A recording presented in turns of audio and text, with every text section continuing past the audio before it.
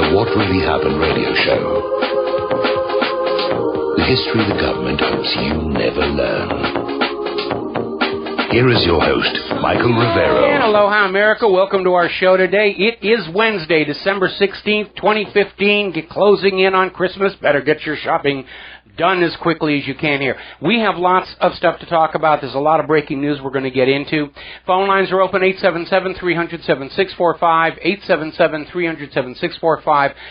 Tom is in our control room, ready to answer the phone when you call on in. Quick program note, in our third hour today, Tony Rook is coming back. We had him on the show a couple of weeks ago talking about his new film, Incontrovertible. And Tony felt I didn't give him enough time. I thought he'd run out of things to say, so I invited him back.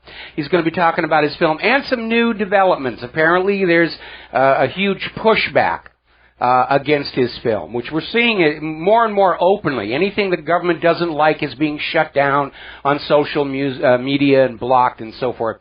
Today's the anniversary of the Boston Tea Party, where American patriots threw some 300 chests of assorted tea into Boston Harbor in protest over the tea tax, because it was a tax imposed without representation in Parliament.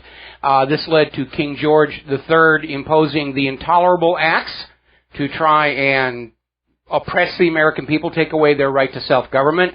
That, in turn, led to the escalation culminating in the battles of Lexington and Concord and the start of the American Revolution. All right, as you probably already heard, if you're paying attention to the news feed at the top here, the judge in the trial of the officers accused of murdering Freddie Gray has declared a mistrial. The jury remained deadlocked on all 4 counts, and we're still not exactly sure who was saying guilty and who was saying not guilty, but at this point it is a mistrial. Now, double jeopardy, of course, does not apply here because it's not like they were acquitted. Okay, the city of Baltimore can schedule a new trial, and we are hearing that there is going to be a court hearing tomorrow to set a date for the start of a new trial, hopefully. Now, at this point, the city of Baltimore, the district attorney, could say, we're not going to bother. And that, of course, could lead to some serious upset in the streets of Baltimore. They've been bringing in police from all over the state on station to deal with a civil uprising. So, now the other big news, of course, is today the Federal Reserve announced an increase of 0.25% to the base lending rate to financial institutions, and it triggered some chaos on the stock market, but the stock market still ended up. It's almost a token increase. And if you heard Yellen's speech where she's out there saying the Great Recession is now behind us and everything is hunky-dory, which is, of course, what the incumbent party always says going into an election year, doesn't mean it's necessarily true. So we need to understand there's a political dimension to this rate increase. It's not significant. Of course, all the financial institutions that you owe money to, they're going to pass that rate increase on to you as quickly as they possibly can. Now, we are getting a confirmation from Fars News that Turkey has, in fact, withdrawn their troops from northern Iraq. And they're very quietly pulling back out, so that little confrontation is now winding down. Interestingly enough, the U.S. government is now withdrawing the 12 F-15 Eagle fighter jets they deployed there last month. And a lot of people were looking at these aircraft and saying these were geared for air-to-air combat against an enemy which in theory does not have an air force. Were they going to be used against Syrian fighter jets? Were they going to be used against Russian aircraft? Well, we're not going to know because a spokesperson at the U.S. military's European command said the aircraft had completed what was a temporary deployment and they're on the way back to their original home base. Now, here's a good illustration of how duplicitous our government can be. We're seeing this article over here in Russia Insider, how Obama has issued a warning to Erdogan over this ISIS oil smuggling. that has come to light over the last couple of weeks, and it is tangled up with Erdogan's own son, who owns the oil tankers and is acting as a middleman for this smuggled oil. Now, at the same time, the White House is telling Erdogan, knock it off. The official U.S. policy being issued by the U.S. Department of State is that the United States government absolutely rejects the idea that Turkey is in any way involved in the smuggling of ISIS oil out of Syria. It's just not to be believed, according to the U.S. State Department. Meanwhile, story coming out of Russia Insider again, the German corporate media is refusing to report on this revelation of smuggled, stolen Syrian oil by ISIS routed through Turkey. And the reason has to do with, of course, that Germany is considering whether or not to send troops into Syria, ostensibly against, in support of Turkey against ISIS, and the revelation that Turkey and ISIS were cooperating to steal and sell Syria's oil would probably result in negative popular support for that. So, of course, the people are not supposed to know things like that here. Now, we're seeing another story. This is from New Eastern Outlook. Pilots involved in the airstrikes in Syria are now coming forward and blowing the whistle. They were specifically ordered to ignore the ISIS oil convoys. They're talking about passing these convoys of trucks 4 wide, completely taking up the highway, one way, going into Turkey. And they were told not to attack, and they were ordered to stay silent. And so this is really beginning to unravel. Now, yesterday we were reporting on how a member of the Turkish parliament went public with the exposure that Turkey was smuggling the components for sarin gas into Syria, into the hands of ISIS. Erdogan hit the panic button and has now charged this member of the parliament with treason. And Erdogan's still out there saying, it was Assad. It was always Assad. I don't know what's wrong with this member of parliament here, but it was always Assad here. And perhaps showing their displeasure with the U.S., Turkey has now cut their holdings of U.S. treasuries by 25%. Express Erdogan's displeasure. Now, interestingly enough, coming out of the meeting between John Kerry and Sergei Lavrov, it does appear that the situation is de-escalating, that Kerry may have blinked, because we are seeing reports, including in Washington's blog. The U.S. has now dropped its requirement that Bashar al-Assad leave immediately before any other deal is considered. Now, Russia's position is that the people of Syria get to decide Syria's president. And Putin was backed up by UN General Secretary Ban Ki-moon.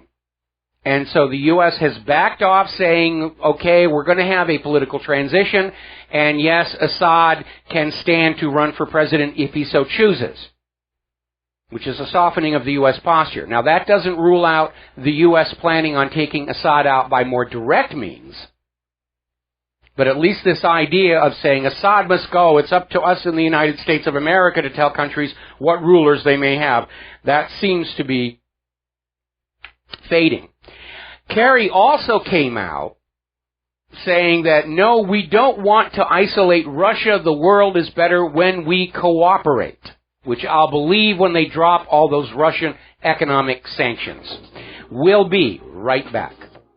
And aloha, America. Welcome back to our show here. Now, not too long ago, there were some intelligence analysts who came forward to report that their analysis of what was going on in Syria was being rewritten by political higher-ups in order to present to Congress and the public a very different picture of what was going on in Syria.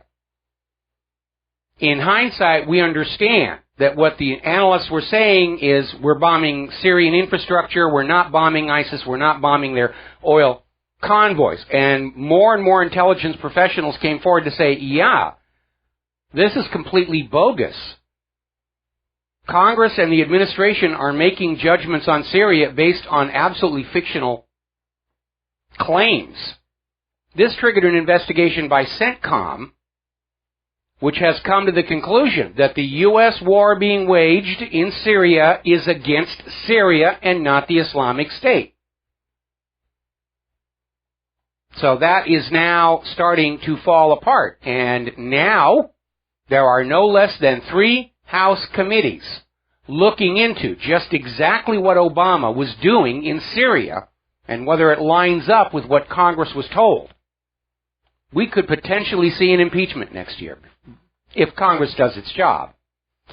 Now, despite all of the calming talk that we're getting from Turkey pulling out of Iraq and the U.S. pulling their warplanes out of Turkey, we're still seeing actions indicating somebody somewhere is planning for an escalation. The U.S. aircraft carrier Harry S. Truman has now arrived in the Middle East and is on station to support whatever it is they're going to be doing there. Now, interestingly enough, over in Iraq, 26 hunters who were there on a vacation, on a hunting trip, were kidnapped by gunmen in Iraq, including members of Qatar's royal family. And apparently the police are saying the kidnappers used more than 50 vehicles with mounted machine guns. This is the second high-profile kidnapping in Iraq since September. Now, as you know, Saudi Arabia is trying to present to the world that they are pulling together a coalition of nations in the Middle East to go into Syria and Iraq and deal with those bad old ISIS and Al-Qaeda.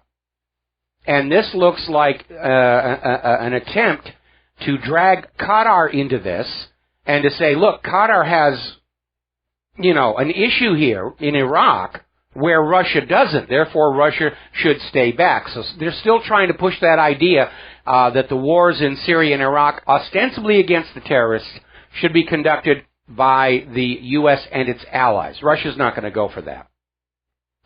Now, up in Ukraine, we're seeing a report that came out of Fortress Blogspot that the government in Kiev is preparing to seize over 400 kilometers of the Donetsk People's Republic's border with Russia. They're just going to run up the line there and fortify the border to keep the people in Donetsk and to threaten the people in Russia.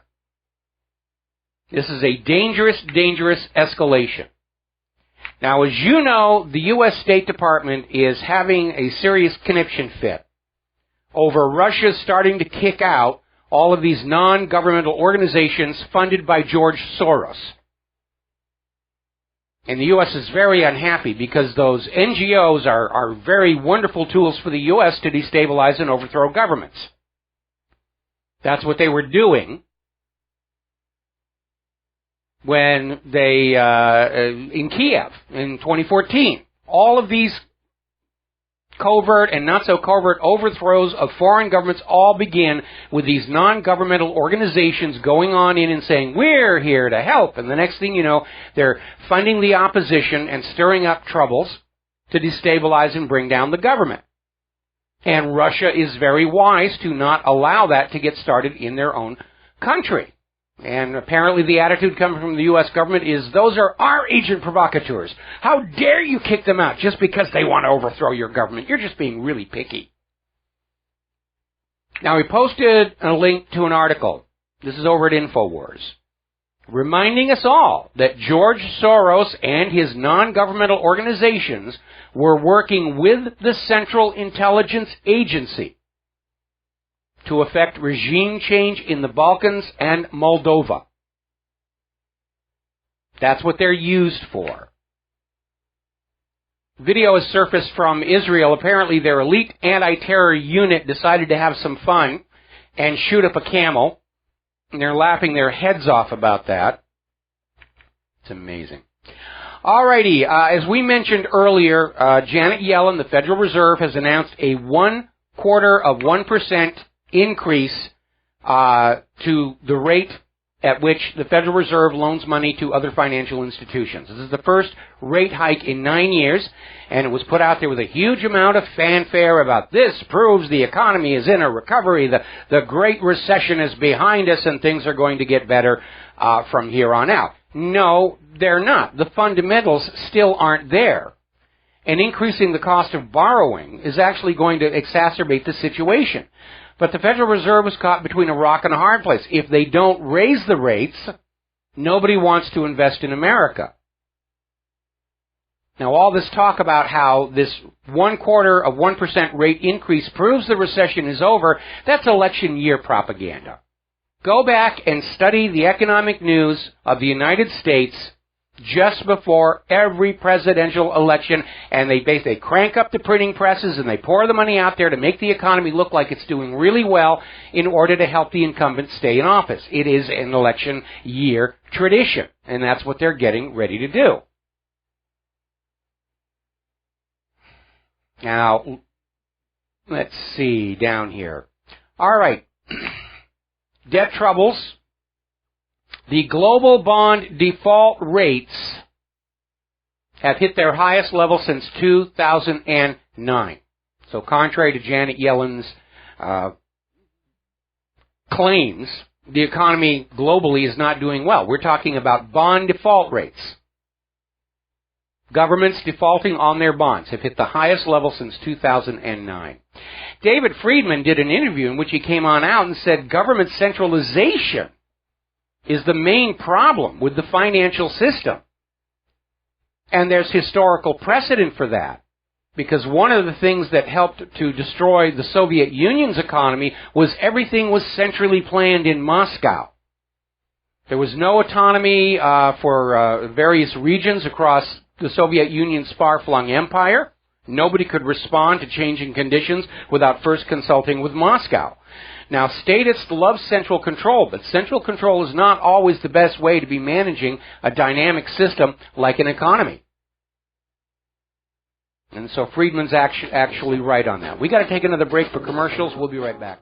Hi, America. Welcome back to the show. And for some reason, we have... Okay, it's that darn hamster again. All righty. Now, I'm going to tell you why Janet Yellen's claim that a 0.25% increase is going to signal the end of the recession. And it isn't.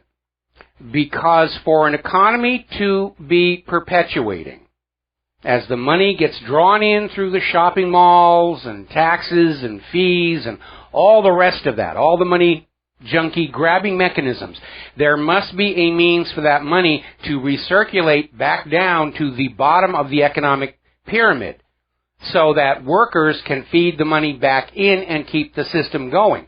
We still don't have that. We don't have the jobs. We all know that the unemployment rate coming from the government is an absolute joke. Even CNN is admitting we've got 90 million Americans willing and able to work who have not been able to find jobs for years.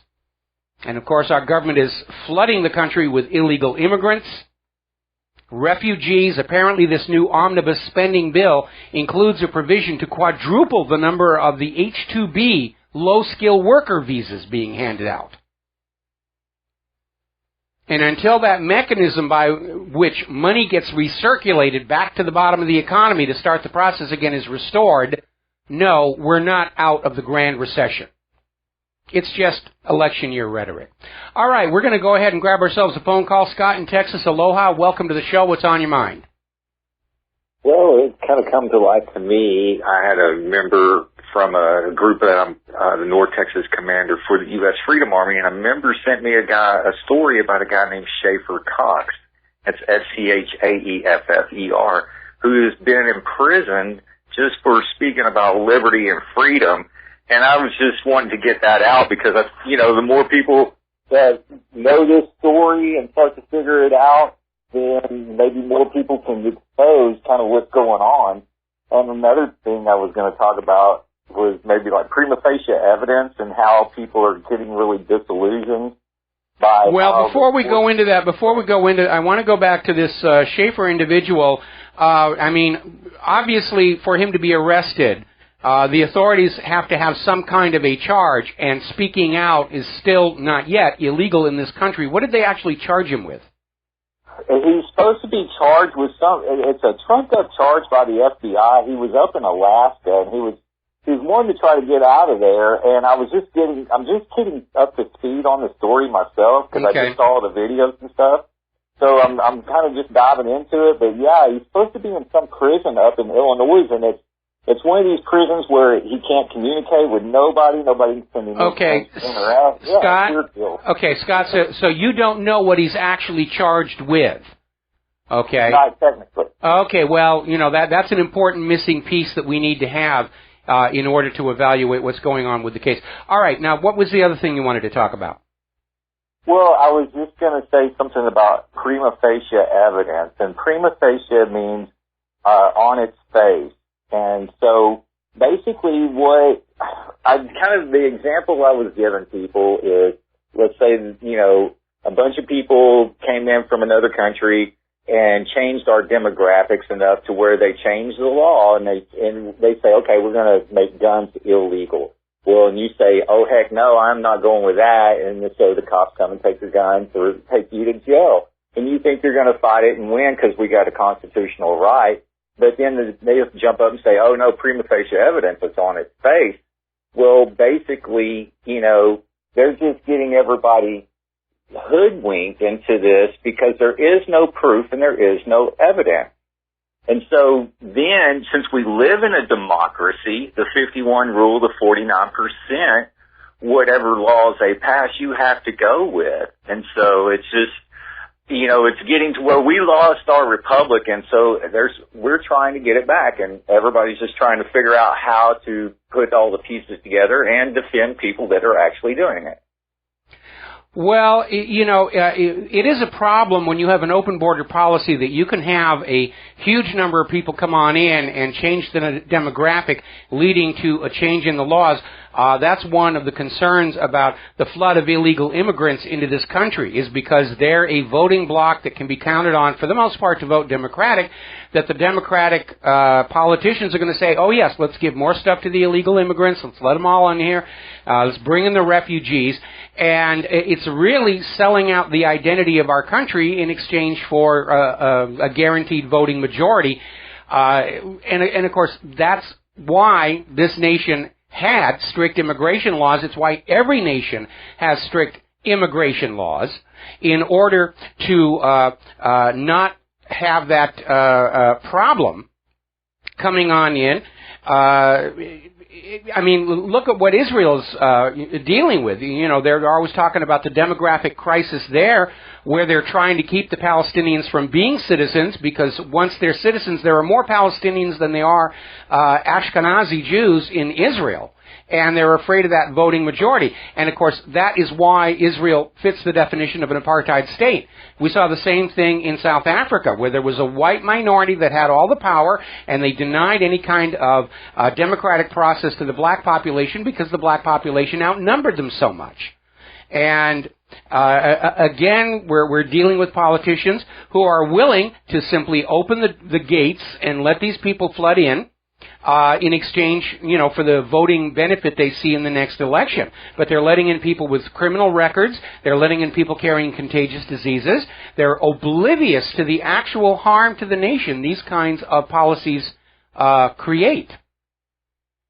Well, I understand all that, and actually a couple hundred years ago, we didn't really have, our borders were open, but we didn't have the nanny state where they wanted to take care of everybody to incentivize people to come over here. So yeah, I get that, but we were a republic, and this is what this is all I'm harping on. We were a republic, but now that we've moved into a democracy, you can replace Muslim or Mexican with Republican or Democrat. And then you see what I'm getting at. This, as we lose the democracy and the 51% rule, the 49%, it's mob rule. And so that was my point. Well, I mean, the whole idea of a republic is to avoid the problem of mob rule, which is going to be an issue with a pure democracy, because when you have a pure democracy and you get a majority of people voting together, the first thing they're going to do is take something away from the minority. And the idea of a republic is to strike a balance between the will of the people and what is perceived as the general good of the nation as a whole. So that's where that model is coming from. We're not adhering to it in this country right now, but that's the original intent of the design of a republic. Well, and that's just what I just want to, everybody just start waking up to. Everybody is, but as more and more people start collectively voicing their opinion, then it's going to resonate, and that's all I got to allow for today. You're doing an excellent job. I'll turn everybody on to your show I can. All right, well, thank you very much, and thank you for spreading the word about that. We're going to let you go because we're coming up on a commercial break. Thank you for the call. Apparently, when Third Avenue's junk bond mutual fund liquidated, investors were saying, where the heck was the Securities Exchange Commission? Why weren't they sounding the warning? The SEC is now saying, well, now they're on site, and we are monitoring the situation. Of course, the SEC was the same group that did nothing for the 12 years Bernie Madoff was ripping off his investors. But by golly, they're on the case with Smith & Wesson. We'll be talking about that later in the show. We'll be right back. Aloha, America. Welcome back to our show here. Now, over in France, the shipbuilding company that built those Mistral ships that were going to be sold to Russia, and then the U.S. government came in and told France, don't you sell it to the Russians, they're bad people. The shipbuilder has now basically gotten stuck for the cost. The French government is refusing to compensate him.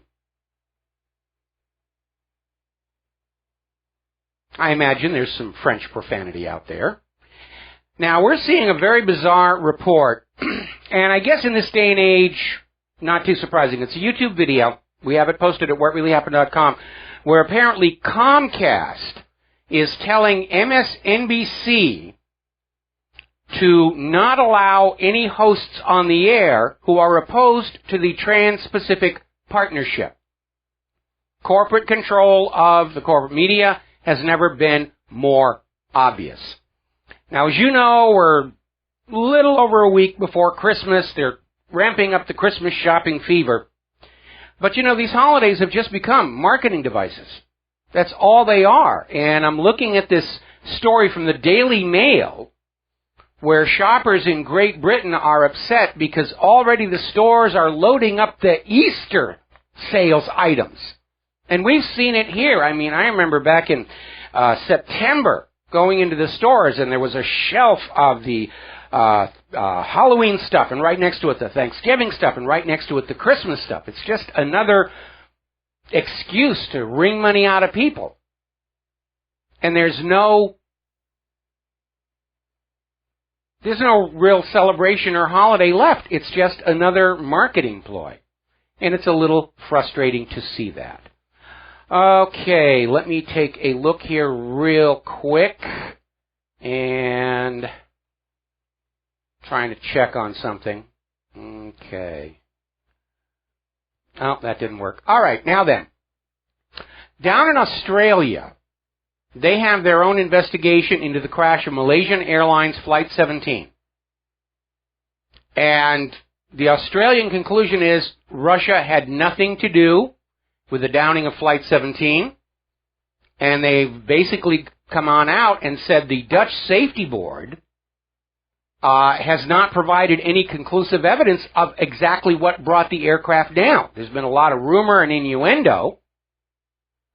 And even more, the Australian investigation is saying the evidence has clearly been tampered with.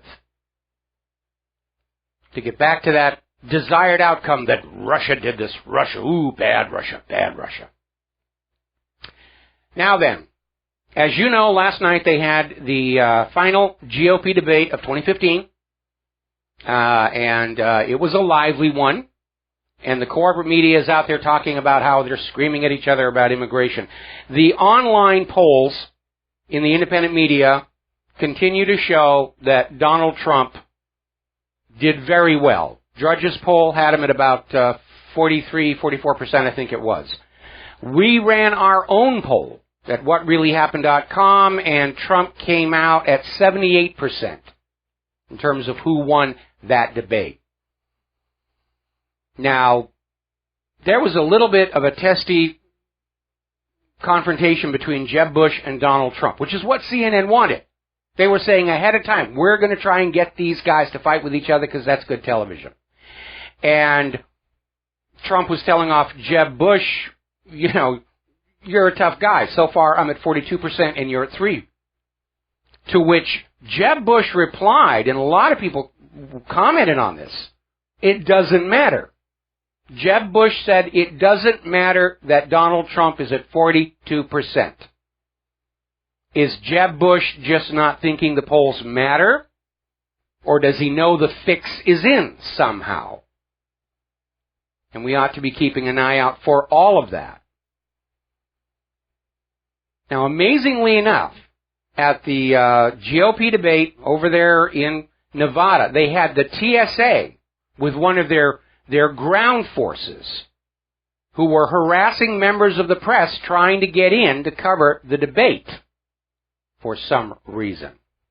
Anyway, the Republican candidates were going back and forth on how we can keep America safe, blah, blah, blah. Trump, of course, sticking to his guns on the banning of Muslim immigrants until we know that these are okay people, especially in light of reports that ISIS is using the refugee flow to infiltrate countries. Now, over at Financial Times, they had an article, Vladimir Putin offers Donald Trump fans a glimpse of the possible. And what was really interesting, reading this piece, it sounds like the author was attempting to create a negative link between Donald Trump and Vladimir Putin. Oh, the evil Putin, and Trump's just like him.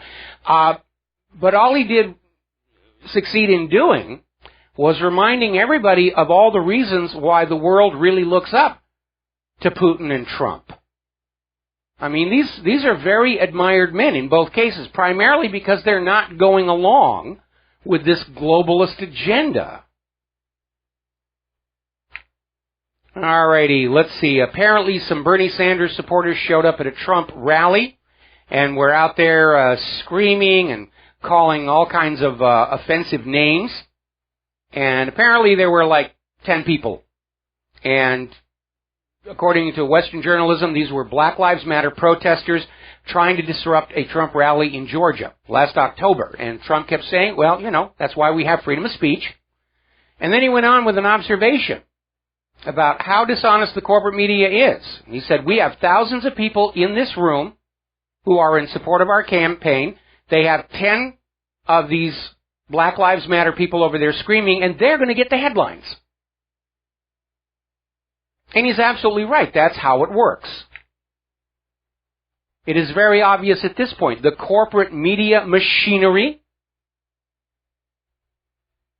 and even the GOP party leadership are out to get Trump out of this race any way they can. Maybe that's what Jeb Bush meant by saying that Trump's 42% poll standings doesn't matter. The fix is in. Or Jeb Bush knows that Trump isn't going to make it to the convention. Now, there's a story Fox News is reporting. An intelligence community review has reaffirmed that some of the emails sent to Hillary Clinton's weak security private email server were in fact top secret when they were delivered to her. Hillary's defenders have been saying, well, maybe the emails are top secret now, but they weren't when we got them, and nobody told us they were going to be classified, and that's nonsense. Anybody who understands how classified documents are handled, there's communication all over the place. There's special headers that have to go on classified emails, and it is a felony to remove those headers. And so, yes, these emails were being sent to a weak email server outside government control. They weren't supposed to be there. Now, apparently over in Ohio, a group of students started an anti-Hillary Clinton super PAC as part of their government class. And they called it the Hillary Clinton Super PAC. And they got a visit from Homeland Security to tell them that they ought not to do that. Doesn't Homeland Security have anything better to do than harass Ohio students? Shouldn't they be out there actually finding terrorists or something like that? All right, we're coming up on our top of the hour commercials and news break. And when we come back, we're going to be talking about Ted Cruz because his eligibility to run as President of the United States of America, it's just not there. And the latest development, as we started to report yesterday, is that Ted Cruz's mother claims she was born in Delaware, but there's no record of it, according to the state of Delaware vital records. There's no record she was born there. Anybody can say they were born anywhere. I was born on the moon. But there's no documentation to support that. And there's no question she was a Canadian citizen at the time Ted Cruz was born. And under Canadian law, Ted Cruz was a Canadian citizen at birth. So you're getting into that whole naturalization. I mean, Ted Cruz is a naturalized American citizen. That's not native born. It absolutely is not. We've got to take a break for commercials and news. We'll be right back. Aloha, America. Welcome back to our show. Hour number 2. The phone lines are open, and we're going to go ahead and grab a phone call. Kevin in, I'm looking at my little list here. Detroit, Michigan. Thank you for waiting so patiently. What's on your mind? Oh, Mike, I got so much on my mind. Oh, please tell me. Well, first off, I want to get this off my chest. Okay, as far as I know, we are at war with terrorists. Close our borders, protect them with our military. Common sense. It's been done throughout history.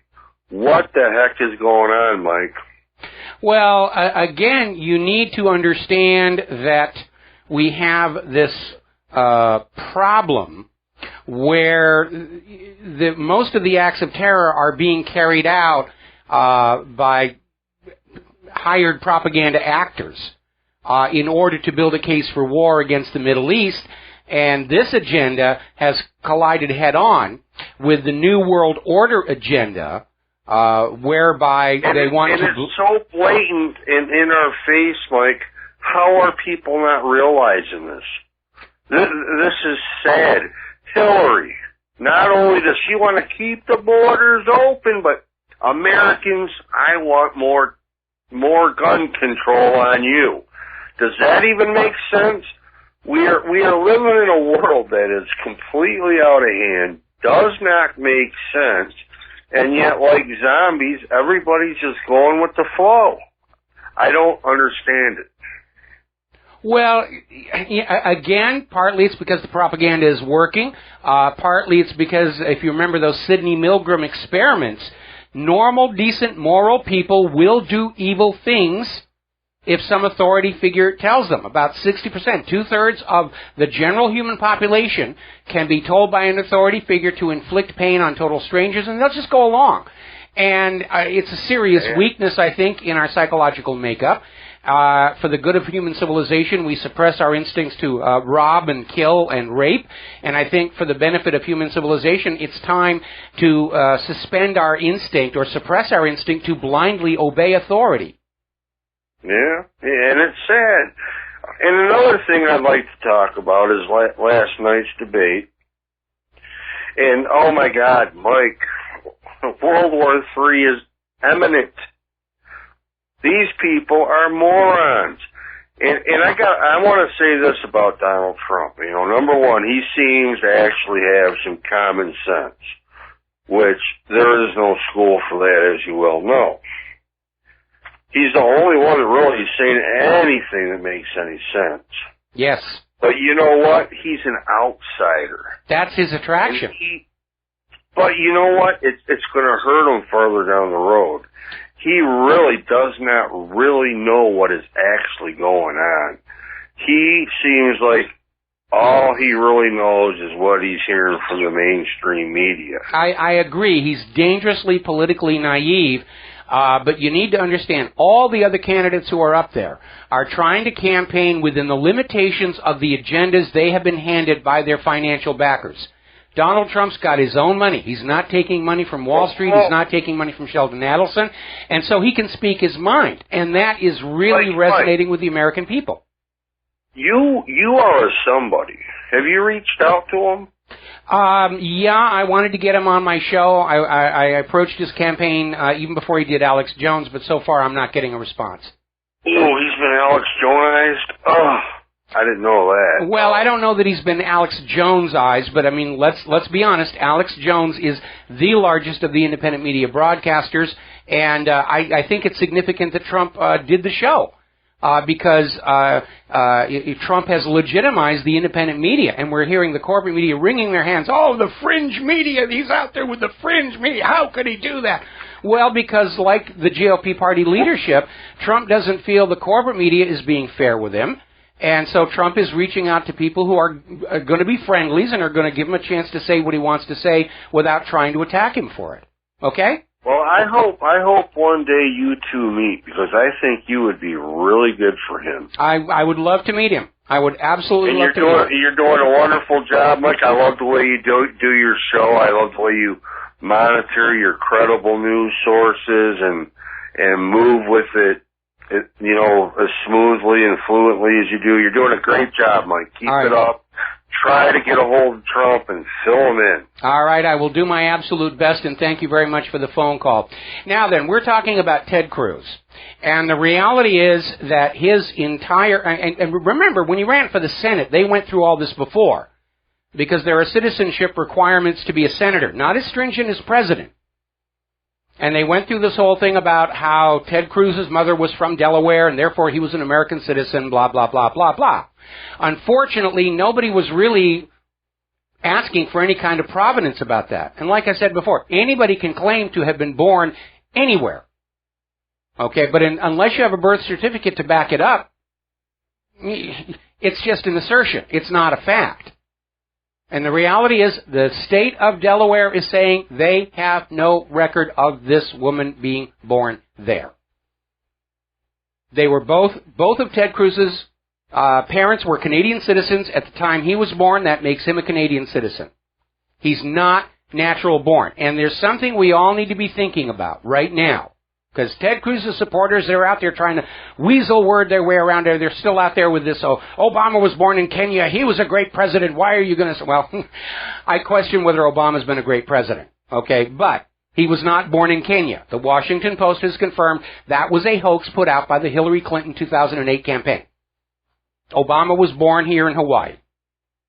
And both of his parents were Americans. He was born on American soil. That's it. But they're still out there trying to find some way they can weasel word their way around this. And if Ted Cruz and his supporters are willing to ignore the Constitution when it comes to the requirements to run for president, it tells us Ted Cruz and his supporters are going to be equally willing to ignore the Constitution if by some miracle he gets elected. And we've already had way too much of that kind of behavior from recent presidents. I don't think we should be welcoming another president or even considering another president who thinks the Constitution is a blankety-blank piece of paper. Now, one of the other spins that are being put out by Cruz's people is that the idea of natural born is not legally defined and therefore we should not pay attention to it at all. Well, in point of fact, it was legally defined in a book called The Law of Nations, published in 1758. Volume 1, Chapter 19, page 212. The citizens are the members of the civil society, bound to this society by certain duties and subject to its authority. They equally participate in its advantages.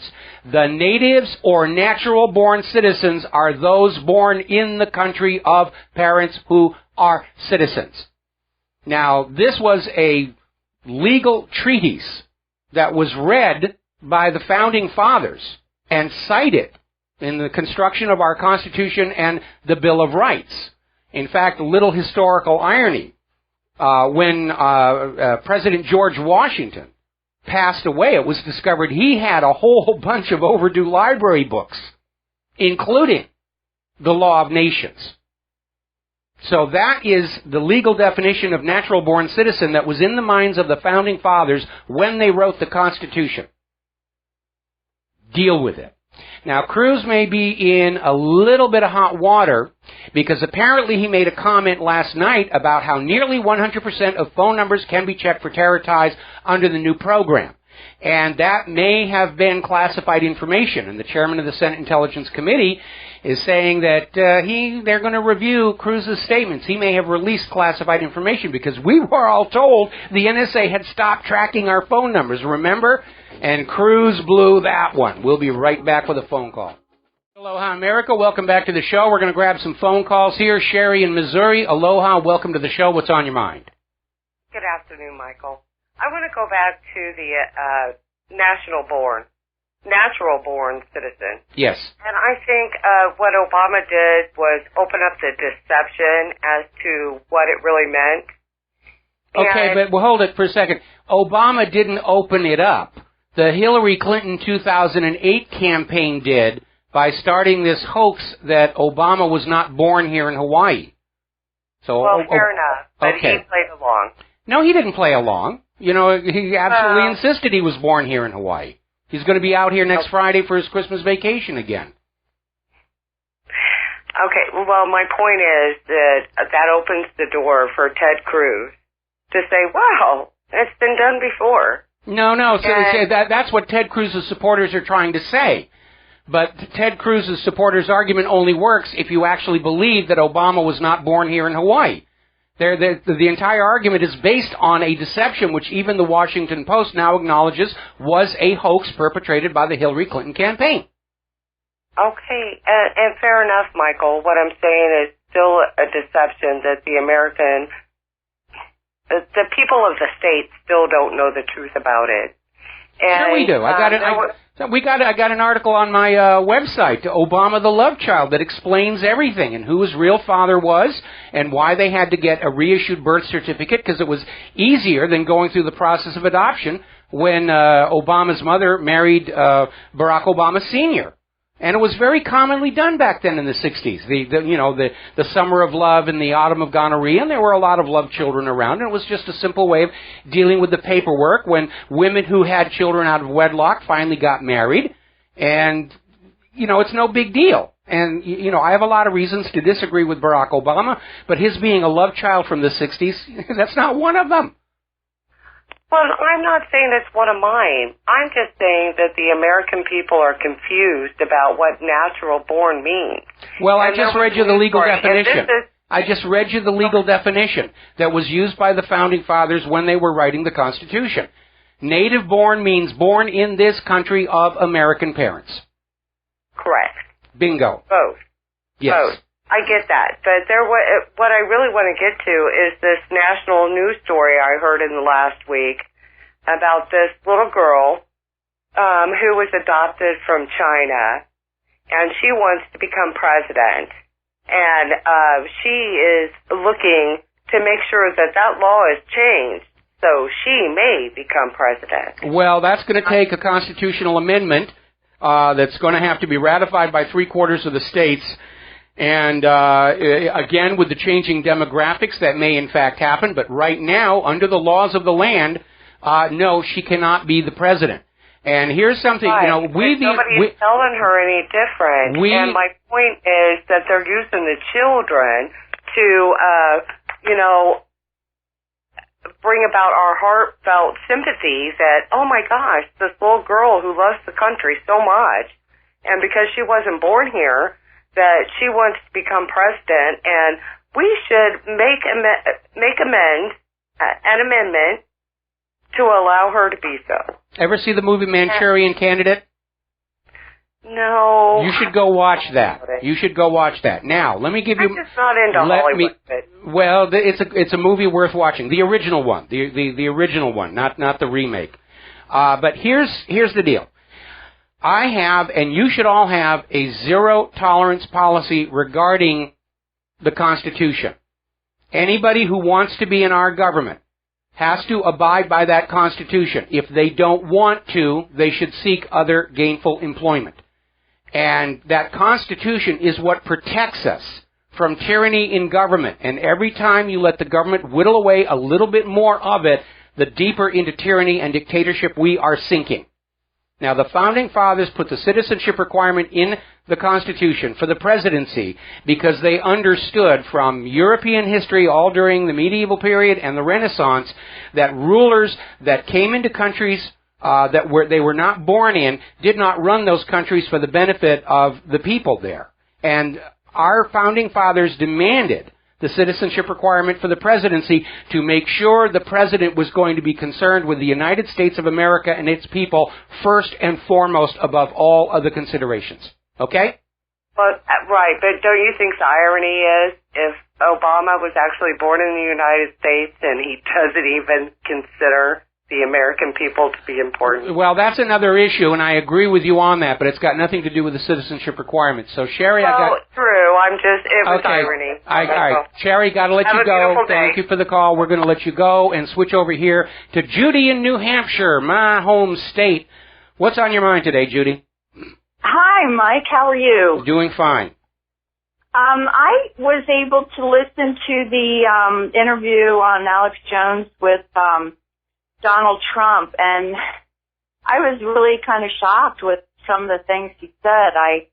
I took note of three things that jumped out at me, and the first one was that we need more security.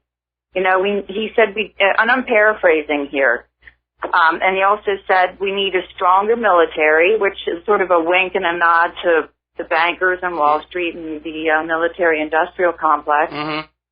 And then the last thing was that we need more government to keep us safe. Now, you know, I am paraphrasing, but that was pretty much close to what he was saying.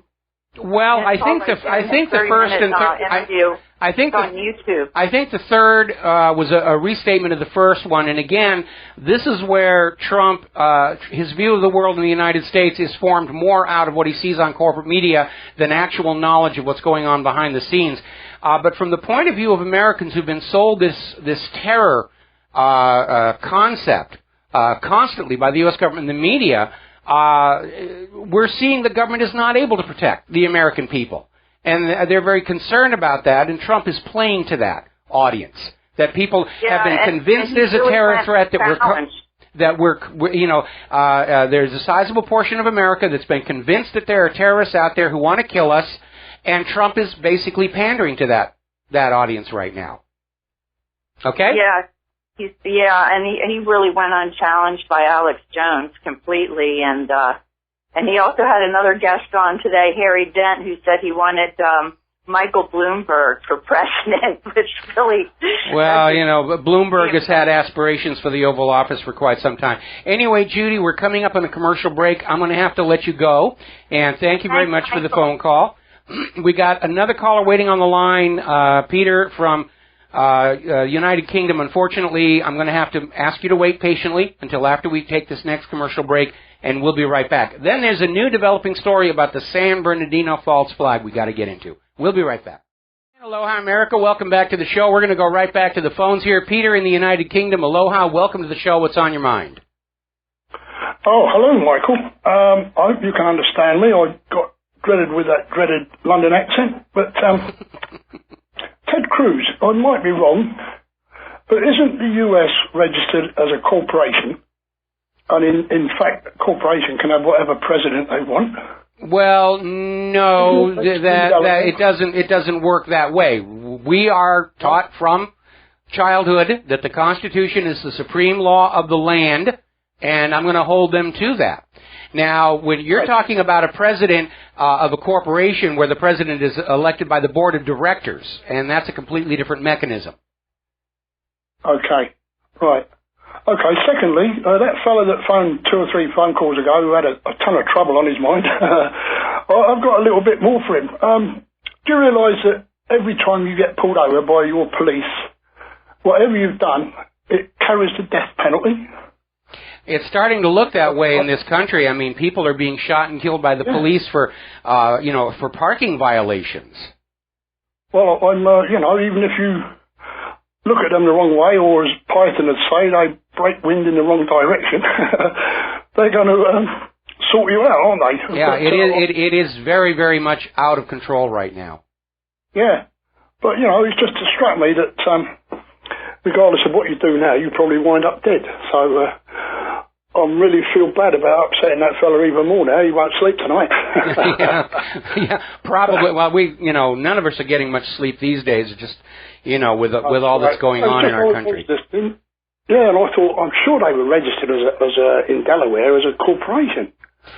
Well, there's talk that the United States was incorporated as a corporation following the Depression of the 30s, and they may want to run the government in Washington, D.C. as a corporation. But the rest of this nation is still, the Constitution is the supreme law of the land, and any government that is not complying with those restrictions is neither legal nor legitimate, and I certainly will not accept them. Right, fine job. Okay, well, it shows you I'm not up on American law then. All right, well, all right, thank you very much for the call. We're going to let you go. I got a bunch of news to cover, and we've got our guest coming up top of the hour here. Now then, new development coming out of the San Bernardino false flag. Remember when that first happened and the media was screaming on how these two Pakistanis had been posting all over social media that they loved ISIS and they were into jihad and they were doing this and they were doing that. And one of the Facebook posts was posted at the exact moment the shooting was taking place under a completely different name.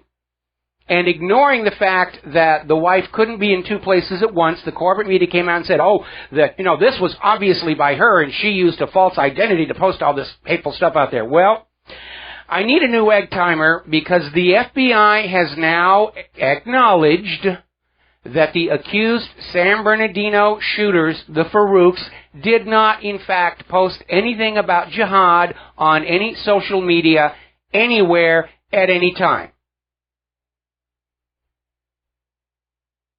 So, now then, getting on to the issues of immigration, it is getting intense. There was a situation over in Sweden where somebody was running around putting notices in mailboxes saying, "We will behead you in your home unless you convert to Islam." Frankly, that feels to me like a propaganda hoax. And the reason I say that is because I have known a great many people during my lifetime of a wide variety of religions.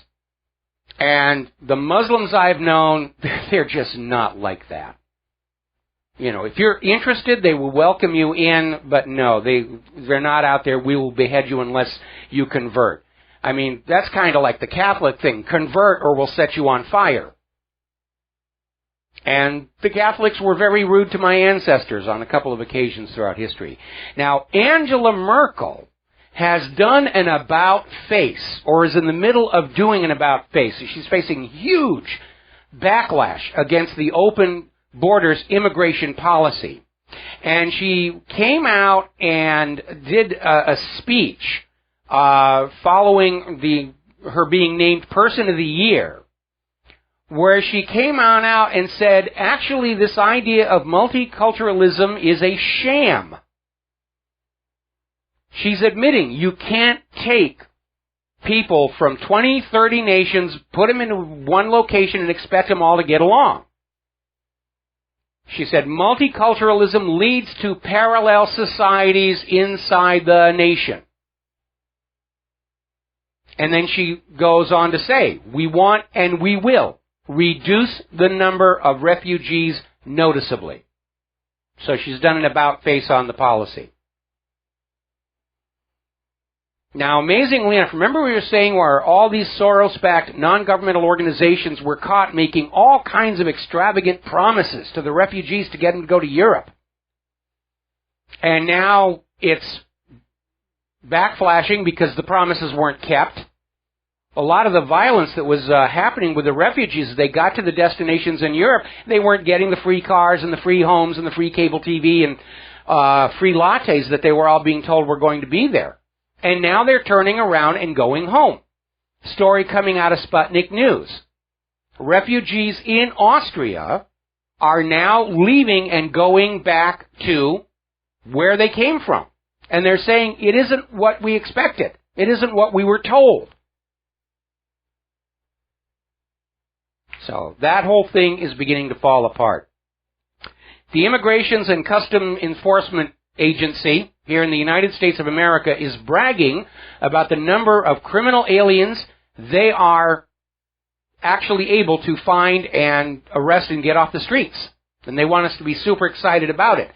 The actual percentage is 0.0002% of the criminal illegal aliens currently loose in the streets of the United States have been apprehended. 0.0002%. They got them. Aren't we great? Now, as you know, the Freddie Gray case has been declared a mistrial. Supposedly, they will announce the date of a new trial tomorrow. I certainly hope the Baltimore District Attorney doesn't say it's not worth going to court again over, because that will trigger a lot of rage in the streets here. And again, an appeal to cooler heads. The last thing that we need to do, whether we're black, white, orange, green, pink, peach, taupe, and mauve, plaid, whatever color, is to cause any kind of rioting in multiple cities, because the U.S. federal government will seize on that to declare a national emergency, martial law, and take away what remains of the Constitution and the Bill of Rights. Meanwhile, apparently over at this college, a student named Thaddeus Pryor was suspended for 6 months for posting on Yik Yak that black women are not hot. 6 months suspension for that. In other news, Santa Claus has been arrested for shouting ho at a black woman. Not once, but 3 times! This political correctness stuff has just gotten completely out of control here. All right, we're coming up on another commercial break. When we come back, we're going to fill in the space between now and our top of the hour guest talking about gun control. It is not going well for the gun grabbers. They're very unhappy. They see themselves as good little boys and girls, and they're wondering why they're not getting the gun ban that they wrote to Santa Claus they want. We'll be right back. Aloha, America. Welcome back to our show. We're going to be talking about guns and gun control right now.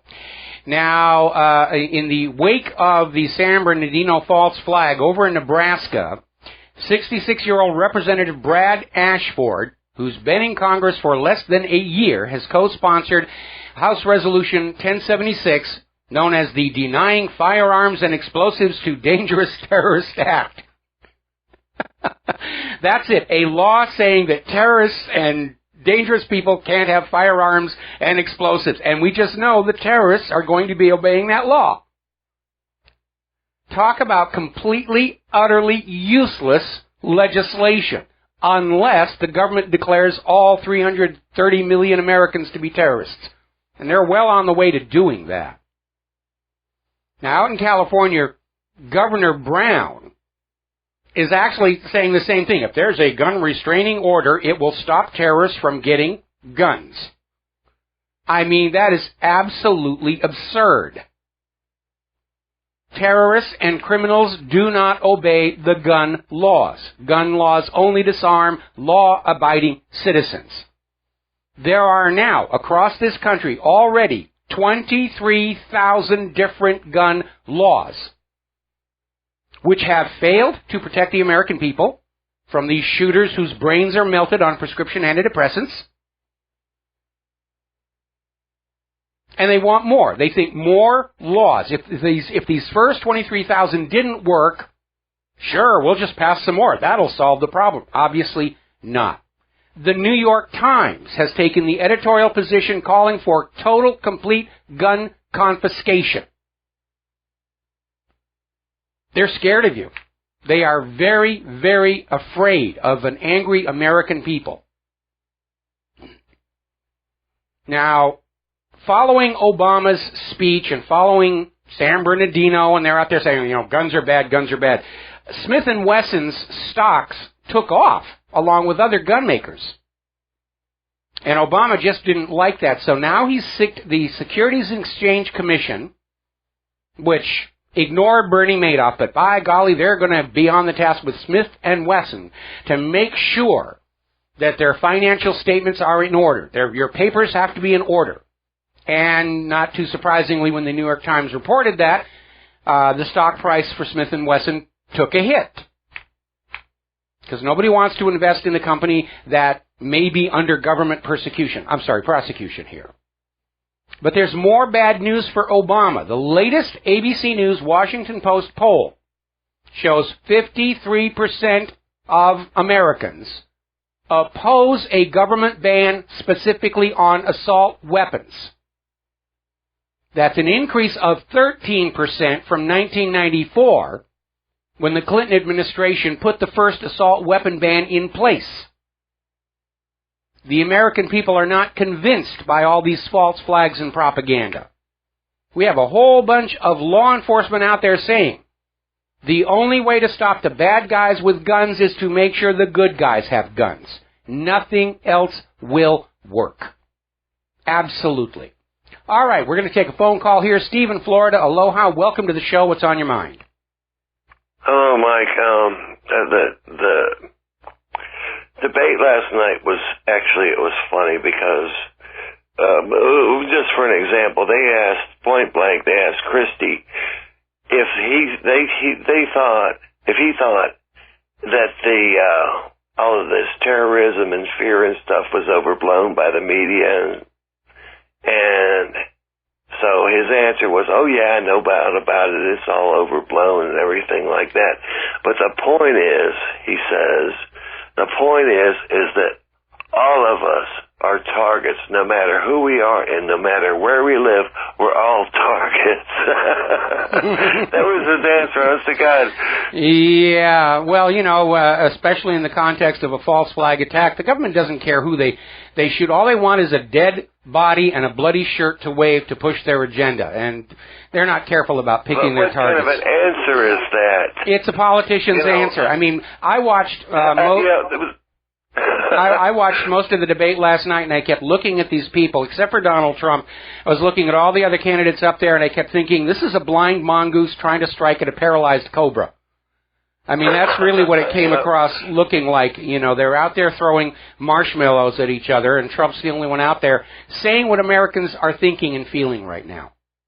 Well, no, even Trump wasn't saying, well, I have my doubts about what went on in France and what went on in San Bernardino, or, he was following the thing too. He was going along with it, so. Well, but hold it. You just did what you accused Chris Christie of doing. Trump is expressing doubts about exactly what happened in Paris and France. That's not. No, didn't. He didn't. I'm sorry, I misunderstood what you said. Okay. No, he was going along with that. He never did mention that he had his doubts about it. Well, at this stage in the campaign, Trump is being a politician, and we can't expect him to be other than that. The people out here speaking the truth, like, well, yours truly, I'm not really running for president despite my joke campaign site. So, I'm going to say my honest opinion, and if people don't like it, too bad. If people are offended, too bad. And that's just the way it's going to be. If I were running for office, who knows what I'd say? Actually, I'm not going to run for office. If I actually won, I'd have to figure out how to make things work. And they've already hopelessly destroyed this country. If I were to run for office and win, it would be like, being the cook on the Titanic and being promoted to captain after it's already been rammed into the iceberg. And even if I got it to New York, all anybody's going to do is complain about that dent in the bow. Good analogy, Mike. Thanks for everything. All right, thanks an awful lot. Have a good one. Same to you. We're going to let you go. Merry Christmas, and I don't care what politically correct people say about that. I was raised with that tradition, and I have a great deal of fun with it, and just deal with it. Now then, getting on to some stories about the police. Over in Northern Virginia, Washington, D.C., there was an officer in the Internet Crimes Against Children Task Force who got arrested for sexually abusing minors, including online. Was trying to convince young boys to send him pictures of their nether regions, and apparently decided to commit suicide moments before his arrest, which saved the Northern Virginia, Washington, D.C. Internet Crimes Against Children Task Force a great deal of embarrassment. Now, speaking of suicides that may not, in fact, we're getting on back to this story regarding this doctor, Jeff Bradstreet, whose body was found floating in the river with a gunshot wound to his chest and was immediately declared an apparent suicide. And the family is saying, no way. They're crowdsourcing, trying to raise $20,000 to fund their own private investigation as to what happened. And I agree with the family. This one stinks. Now, men who commit suicide by gun usually, more than 90% of the time, shoot themselves in the head because they know a shot to the head is instantaneous, while a shot to the chest is painful and the victim can take minutes to lose consciousness and die. And as a doctor, Jeff Bradstreet would be well aware of that. Now, the normal legal procedure when you find a dead body is to presume it's a homicide. Suicide must be proven simply because so many murders are covered up by claims of suicide. Now, in the case of Jeff Bradstreet, they don't have the gun. There's no report of a suicide note. Friends and family are saying Dr. Bradstreet was not upset or depressed. And there is a motive for his being killed, because he was coming on out talking about adverse effects of vaccines. And vaccines are a $30 billion a year business. Doctors who point out the harm caused by vaccines, the link to autism, are a threat to all of that money. And that kind of money is ample motive to murder somebody. And in recent months, more than a few doctors speaking out about the dangers of modern pharmaceuticals have met very suspicious ends. Now, the Daily Mail ran this story, stopped all comments. So apparently the comments were coming on in saying, yeah, we're not buying the suicide nonsense here. All right, we're coming up on our top of the hour news break and stories. We'll be back here with Tony Rook and his film Incontrovertible. Aloha, America. Welcome back to our show. And joining us on the air right now is Tony Rook. And he is well known for his challenge against the BBC fees regarding to their deceptions regarding 9/11. And he's also the creator of a new film called Incontrovertible. So, Tony, welcome back to the show. Hi, Michael. How are you? I'm doing fine. And on our last interview, it ran fairly short, and the reason for that, I apologize. I thought you had run out of things to say, and obviously I was wrong on that, which is why we've got you back here. So for the benefit of our listeners who missed that last interview, can you summarize your court case that you had regarding the BBC and the license fees? Yeah, sure. For any people listening who are not familiar with watching the television in England, we have a ludicrous law here whereby you have to pay a license fee of £140 a year, which goes directly to the British Broadcasting Corporation, with which they then make television programs. And I had felt for some time that because of their deceitful coverage of the events of 9/11, specifically Building 7, that I wasn't going to pay them anymore, based on a piece of legislation here we have called the Terrorism Act 2000. Section 15, Article 3 of that piece of legislation very clearly prescribes that if you have reasonable cause to believe you may be furthering the purposes of terrorism, then you don't pay anybody. And I wrote to the government and said, well, does this include everybody or anybody? And they said yes. And so I decided I wasn't going to pay the BBC anymore. And what happens when you do that is you get taken to court. I was taken to court. I argued my case. I showed the judge video evidence of World Trade Center 7 falling down. The fact that the BBC had reported the collapse of World Trade Center 7 not just once but twice, well before it happened, half an hour and 23 minutes before it occurred. With lots and lots of other evidence, with written testimony from people like Richard Gage, Niels Harrit, and about 2 hours worth of evidence on all the question marks surrounding 9/11, specifically Building 7, Michael.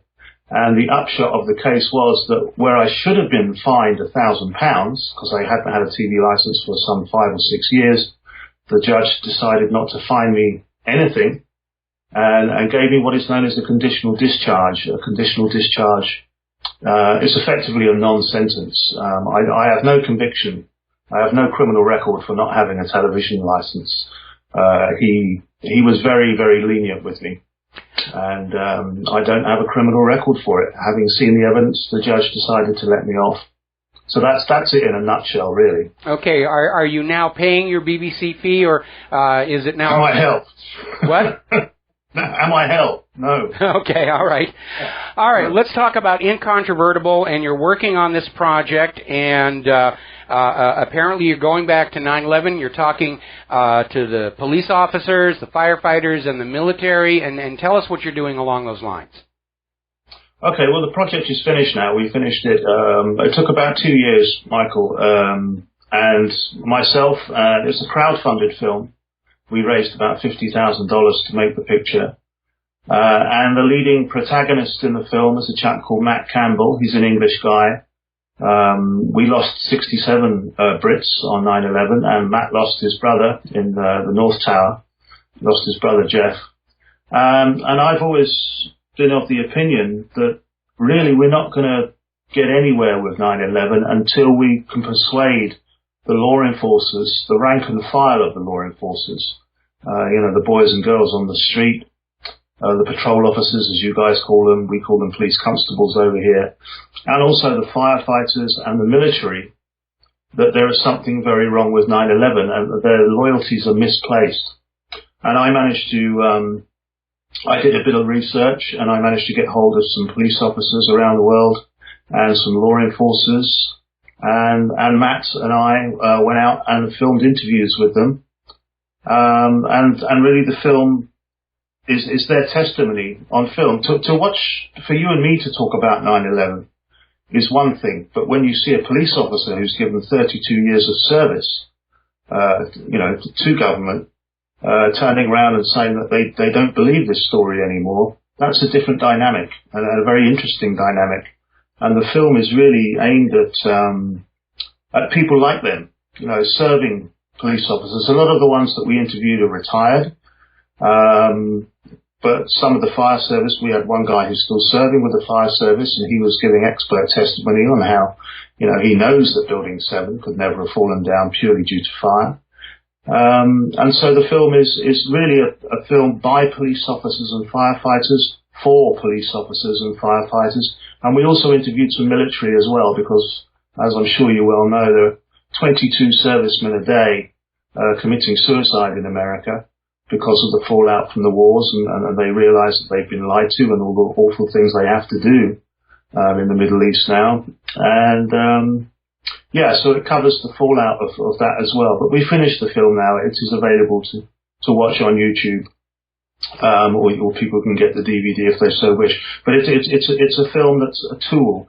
It's something that's something that people can use and give to friends in the fire service, give to friends in the police force. Because I think without converting those people, Michael, I think we're screwed really. Nothing much is going to happen, because the powers that be will always rely on this thin blue line of policemen, the thin red line of firefighters, to protect them, to be loyal, obedient subjects. And of course, 60 police officers died on 9/11, 343 firefighters died on 9/11, and these people need to wake up to that reality. And God knows how many soldiers are dying, So that's really what the film is about, if I could sort of nutshell it like that. Yeah. Well, a lot of the first responders, who survived 9/11 itself, they are suffering these horrible, debilitating diseases caused by the very toxic debris from the World Trade Towers. We know that the World Trade Towers, at the time they came down, were facing an EPA-mandated renovation because of the asbestos content, and that's what had a lot of people scratching their heads about why Larry Silverstein fought so hard to gain control of that complex, because the cost of that asbestos renovation would have bankrupted him. And then lucky Larry, had his terror attack. He got the insurance payout, and the taxpayers got to pay for cleaning up the asbestos, and and the EPA was down there saying, you don't need respirators, just go on in, pick up the stuff and throw it in the bin and get it on out of here. And they have been suffering, the first responders have been suffering these horrible illnesses since then, mesothelioma, and a variety of other illnesses, and the U.S. government has basically turned their back on them and said that, that's what you get for being a policeman or a firefighter, and, it's not really our problem. Yeah. Yeah, because Christy Todd Whitman, wasn't it, of the Environmental Protection Agency, it was. said the air was safe to breathe. Yeah, I mean it's despicable behaviour, and I mean I'm sure all the firefighters and the cops in New York are aware of this, but I'm not too sure how many, certainly in this country, in England, how many police officers are aware of the behaviour of the American government towards their American colleagues. But the film also covers other aspects of what we call false flag terrorism, as I'm sure I'm preaching to the converted here as well. But we go back to 1962 with John F. Kennedy and, Lyman Lemnitzer presenting the Northwoods proposal, which of course was a plan to attack parts of Florida, even Washington, D.C., with this bombing campaign, which involved hijacking of aircraft, the blowing up of ships, then blaming it all on Cuba. And then, of course, JFK turns around and says, no, you guys can't do this. Okay, we need to take a break for commercials. Okay, we need to take a break for commercials. We'll be right back talking about Incontrovertible after these words from our sponsors. And aloha, America. Welcome back to our show. We're talking with Tony Rook, the man who beat the BBC license fee over the fact that BBC reported on the collapse of World Trade Center Building 7 20 minutes before it actually happened. And by the way, so did Fox and so did CNN. They were all following a script. Whoever had their finger on the button for the demolition charges in building number 7 delayed. They may have been waiting for more people to get out of the building before it was brought down, but they got off script, got off the timeline, and BBC still to this day says, we don't know what happened. We threw away all that raw video footage, which if you understand newsrooms, they never throw away raw video footage of historical events because they make money off of it, licensing it over and over again into the future. So it just doesn't pass the smell test. Now, I just put up a link to WhatReallyHappened.com to the YouTube video, the version of Incontrovertible. It is a long film, but you got a holiday coming up. You can watch through the thing. So, Tony, what is next for the film? Where is it going? What would you like to see have happen to it? Well, I mean, that's largely dependent on other people, Michael. I mean, we can do so much with it from the production team end.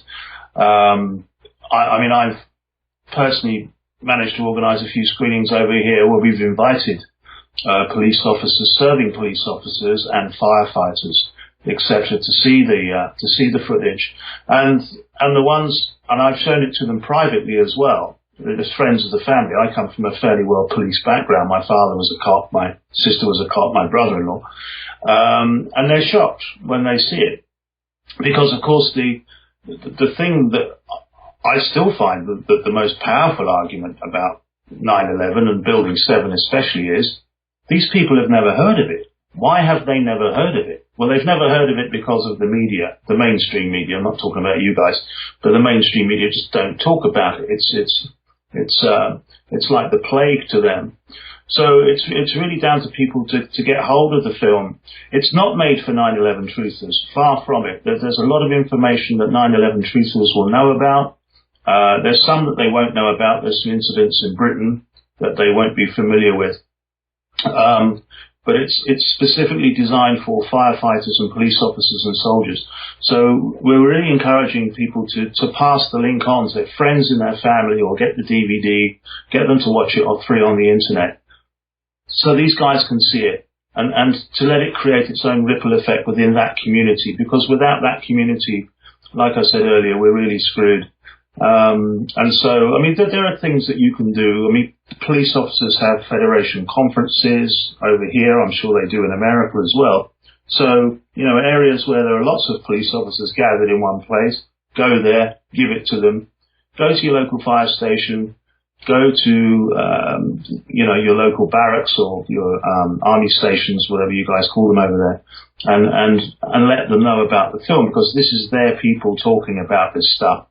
It isn't me, it isn't you, it isn't Dylan Avery. It's people who have served a lot longer than these people. In many cases, we have guys who have served 30 years, 20 odd years. We've got counter-terrorism officers in here We've got award-winning police officers in here. We've got judges. We've got, Cynthia McKinney makes an appearance talking about, the civil trial of Martin Luther King, which nobody knows about. Nobody knows that the American government were guilty of killing Dr. King. Operation Northwoods, as I was talking about earlier on. It's not just about 9/11, Michael. There is a lot about other false flag attacks or planned attacks. Well, I'm looking forward to watching it, even though I know about all this stuff already. It's good to see it put up there again in another form.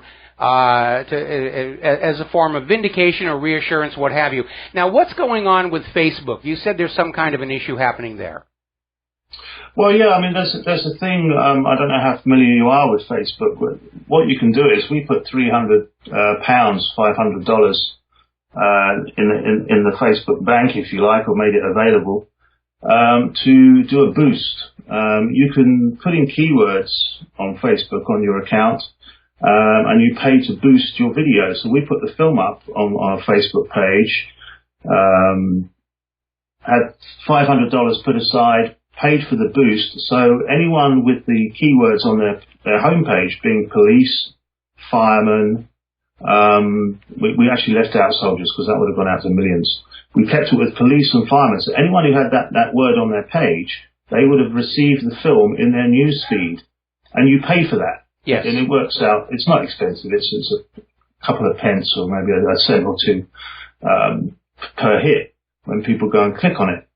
Facebook just don't want to know. They do not want to know. They've made up all sorts of excuses why they won't do it.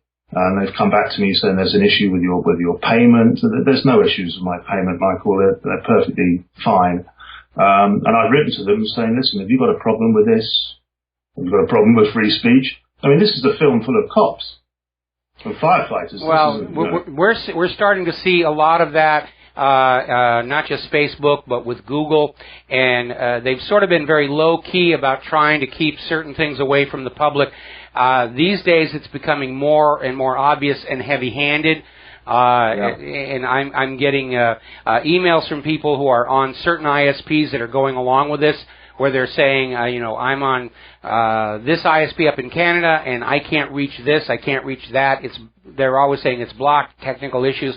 And so, the attempt to censor the Internet, the independent media, is moving from the covert to the overt, and that, of course, is calling attention to itself.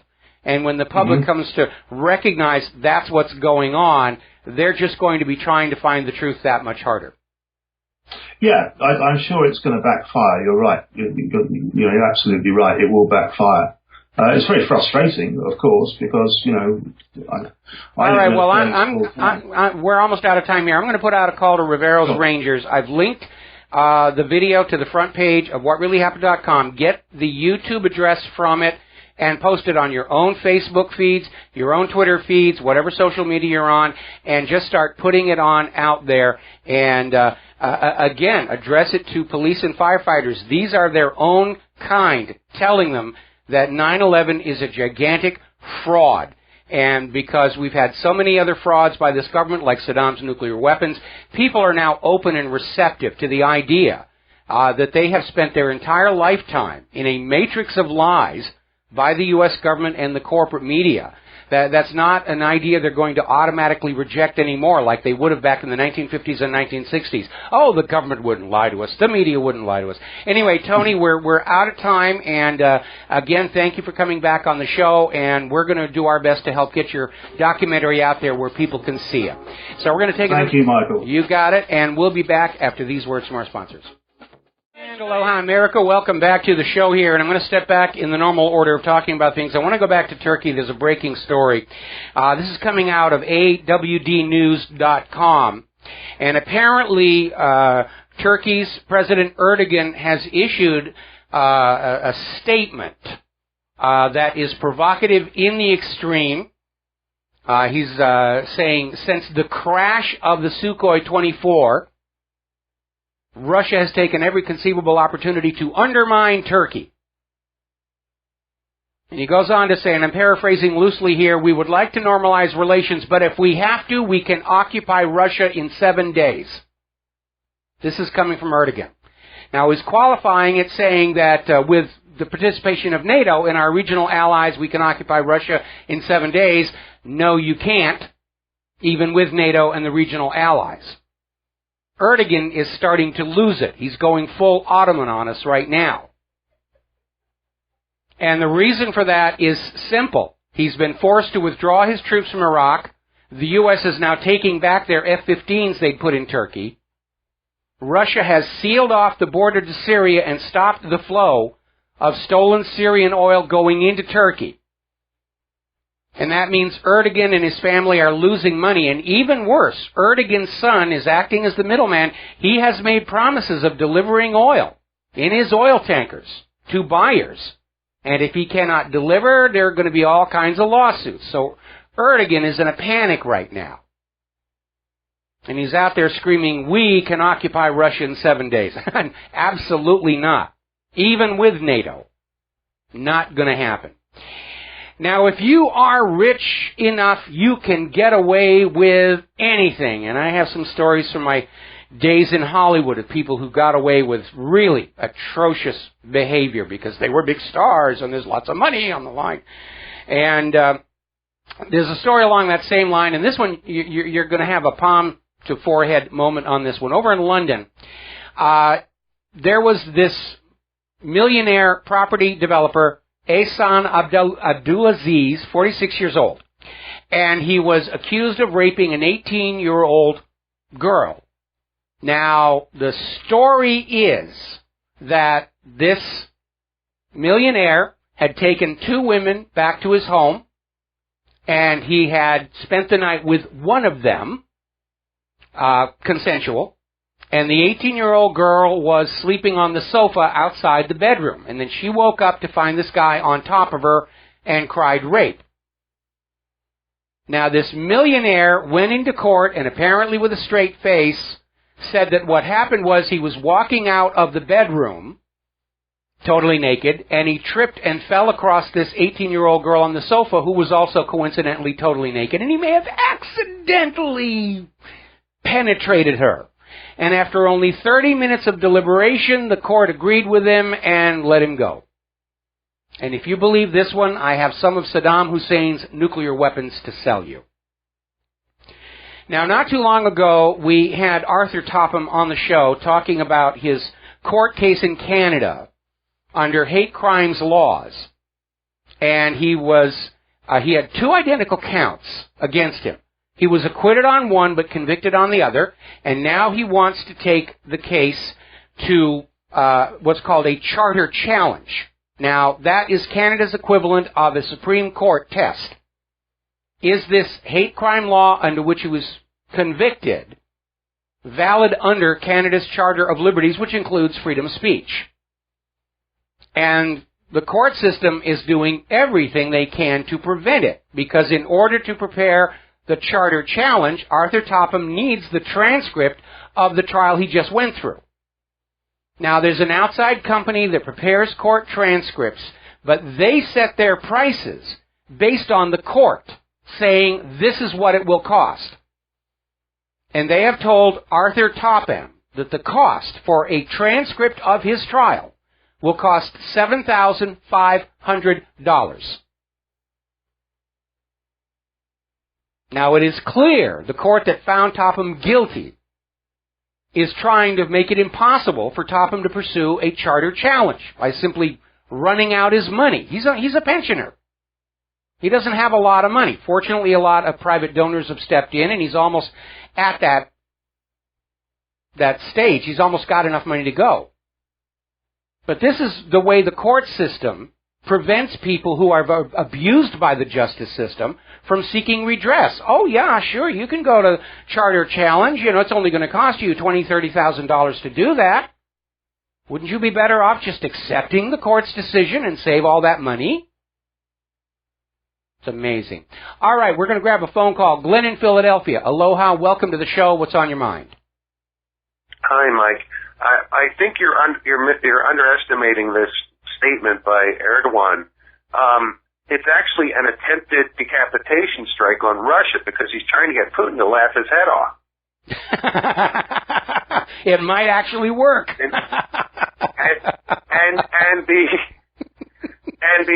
all the NATO leaders and Kerry and Obama are all going to need emergency rectal repair surgery because they're all defecating bricks right about now. Yeah, I would imagine that I don't think anybody in NATO is really happy with Erdogan committing them to a world war with Russia at this point. Yeah, I'd love to see Kerry's face, like, what?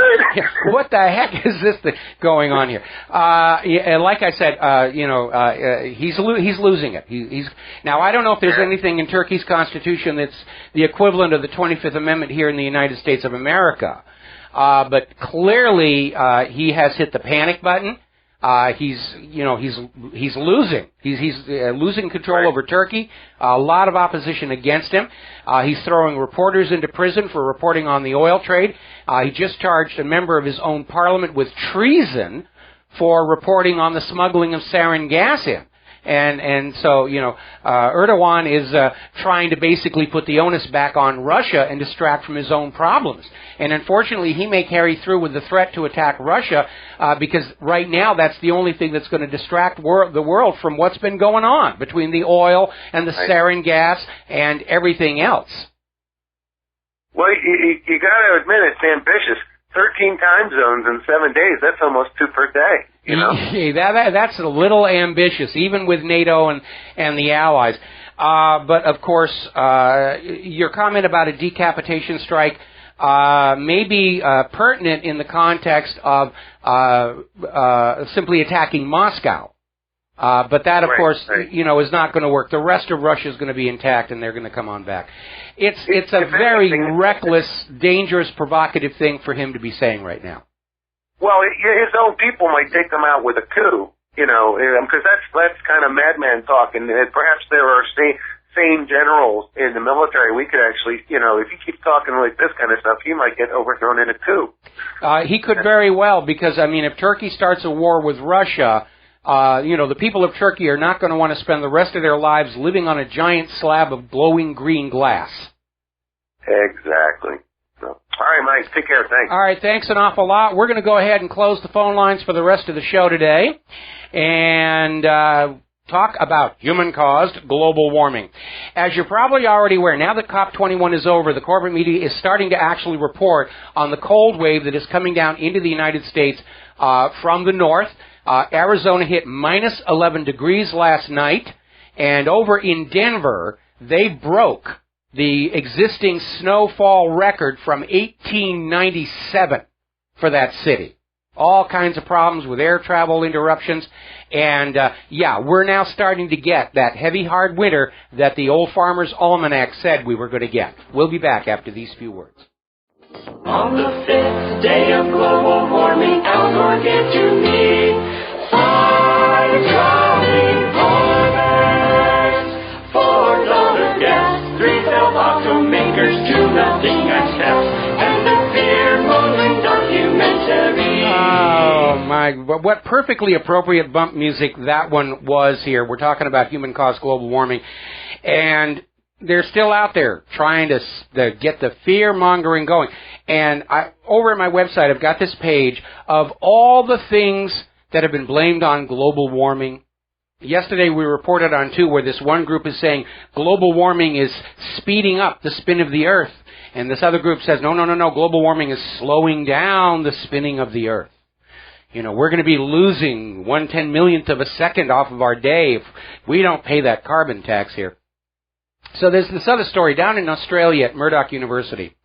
They have a postdoctorate associate, Neville Ellis, who interviewed a grand total of 22 farmers in Western Australia's Great Southern Region, and from the results of the interview has declared that climate change triggers mental health problems for farmers. Ooh, we've got to do it for the farmers. We've got to halt the climate. Now, anybody who understands farming at all, and I'm a farm kid from New Hampshire, it is a highly stressful occupation, and it has been even before the start of the industrial age, because weather and pests and everything can change whether or not your farm is producing food or not, and that's just part of what you except to be in the farming industry. You are very much at the mercy of Mother Nature in so many ways. Now, the carbon Nazis are out there still trying to reconcile the winters we've been having and are moving into with their theory of global warming. And they tried to rebrand as climate change. And it is absurd on the face of it, because climate does change. Always has, always will. There has never been a time in the 4+ billion year history of planet Earth where climate was not changing. That's just the reality. But they're trying to point to climate change and say, oh my goodness, it's a crisis, we must get it under control with your money. And they're using climate change to get around the embarrassing winters, but they're still really talking about human-caused global warming, or they wouldn't be still out there trying to tax carbon and fossil fuels.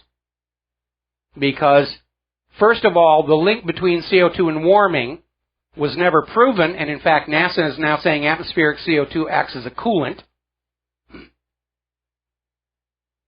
And if the world is cooling, and Al Gore is right that carbon dioxide will warm the world, then we need more atmospheric carbon dioxide, not less, which will also be good for plant growth, taking back the deserts.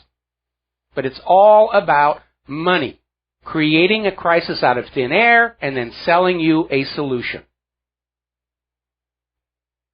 And they are getting pretty desperate trying to find something new to blame on global warming to get you all hot and bothered. Remember when Obama said climate change is the greatest threat to our nation? It isn't.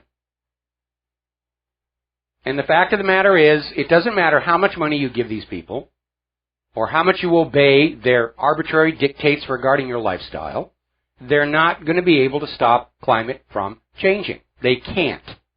Climate on Earth is dominated by solar output, which is in decline. Looks like we're going into a new modern minimum. And by the slowly changing shape of Earth's orbit from circular to elliptical and back to circular. So until Al Gore and his acolytes, his carbonistas, if you will, until they can change the output of the sun or shift the Earth in its orbit, they can't do a thing to stop climate from changing. It is a huge scam. They want your money and obedience to save the Earth from you icky-poo human beings. Now, out here in Hawaii, down on the Big Island, Mayor Kanoi recently signed Bill 113 into law. This was a county initiative to prohibit biotechnology companies from operating on the island, and blocks the planting of any new genetically modified crops. There are, unfortunately, some already down there. And they're down there celebrating, Big Island moves closer to being GMO-free. Unfortunately, based on what we saw happen over on Maui, those biotech companies are probably already on their way into court trying to find a corruptible judge who will issue an injunction against enforcement of the law, because that's what they did on Maui. And then say, well, we'll refer to the state legislature, which meets sometime next year. We're going to go on planting GMOs with wild, reckless abandon until the state legislature rules on it. And meanwhile, of course, they're over in Washington, D.C., trying to get this law passed that will outlaw not only GMO labeling, but outlaw the banning of GMO crops. You are going to have this stuff forced on you no matter what.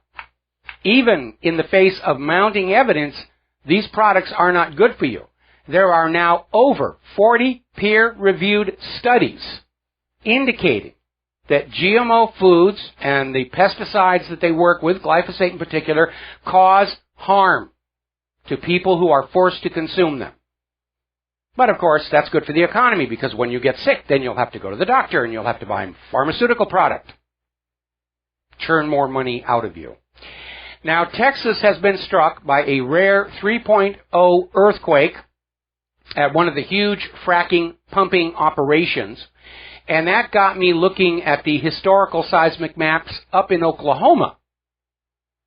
And Oklahoma's seismicity has skyrocketed since the beginning of the wastewater pumping stations up there.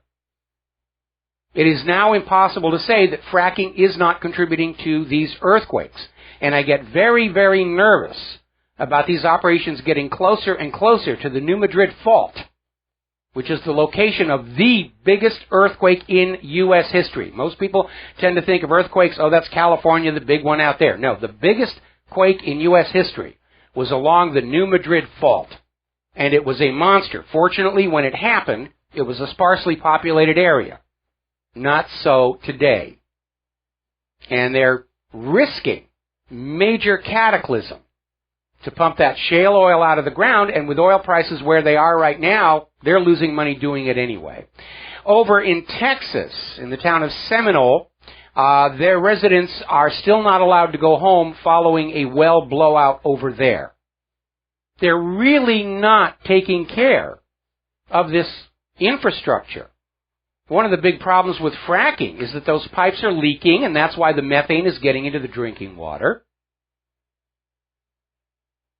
We have gone totally fascist.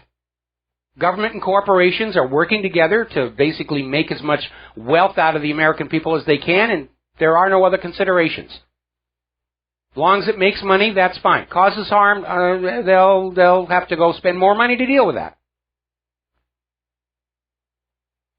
Now, there's another article over at Natural Blaze, Science Linking Pesticides to Breathing Problems and Lower IQs in Childhood. This is researchers up at UC Berkeley that have found exposures to pesticides from a young age can cause decreased lung function and neurological problems. They're saying it's actually worse than being exposed to secondhand smoke. The difference being that in this day and age, you're not likely to be exposed to secondhand smoke, but you're constantly exposed to these pesticides. Now, there's another story, and this came out of CBC up in Canada. A lady named Rohini Bisasar was arrested for a random stabbing at Shoppers Drug Mart. And apparently she just stabbed a woman inside this store and injured her severely. Police are saying completely unprovoked attack. And this lady who did the stabbing had no prior criminal record. Here's where it gets interesting. According to emails I received, several other people posted a very simple question on this article in the CBC. Was the person who committed the stabbing on prescription antidepressants?